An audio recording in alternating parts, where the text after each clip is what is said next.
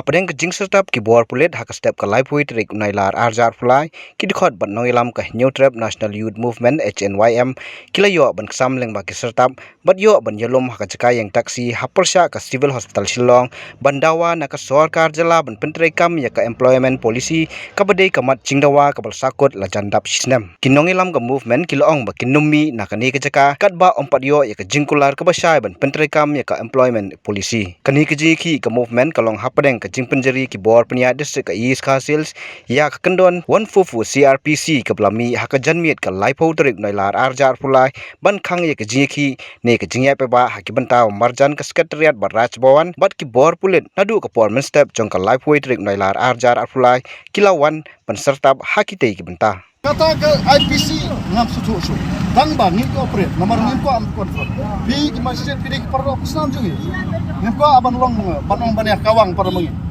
de kata ke de ke jingsha handrai kom kinong elam ki de ki representative sarkar sobha pentikna ingin mentakasi balano konrat la ban ay ka asran suku ba un ya keran ikane bat unra ike pelajar polisi bukti kata ke pengatur ni ko banyak tak ke basuk ke basan berpersnau konrat sama.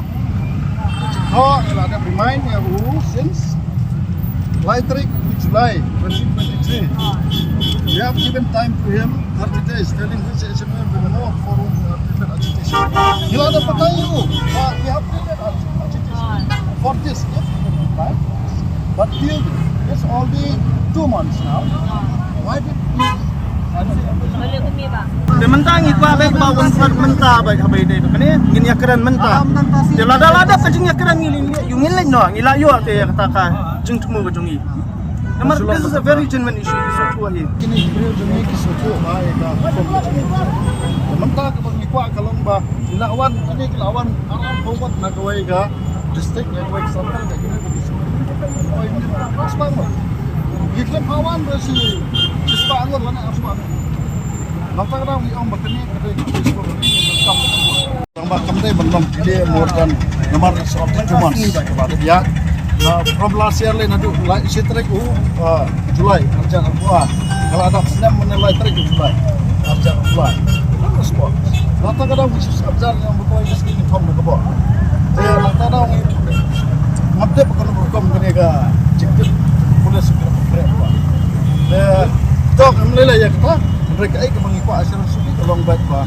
Mentang kesini pihak mana asuransi ini kau kontrak sama udah bang pergi kena jadi lano udah tambah kat ya keren tambah sih keren anak tu beri ubah salak bentuk mui keren nang tu ya yes this is a very genuine issue uang anda deru mereka uang let us examine in the cabinet discuss in the cabinet and will penting to inform you sistem larang sistem urban area. And this is a final and very clear message kalau ni nakasangi ada nyimpat juga kalau kan nyakran nani kalau kapa long kapa sukses akan kalau kalian nyimpat itu ni. This is a very clear message and last message.